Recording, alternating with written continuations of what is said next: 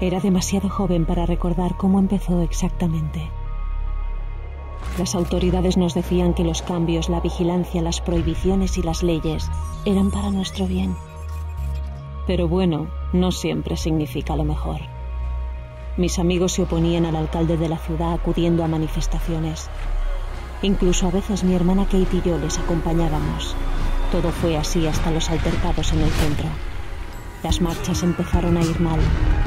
Mi madre fue asesinada, aplastada por el pánico. Después de eso, mi familia quedó destrozada.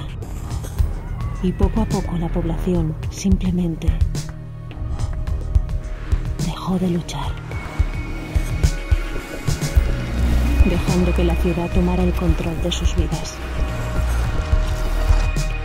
eligiendo una vida más confortable.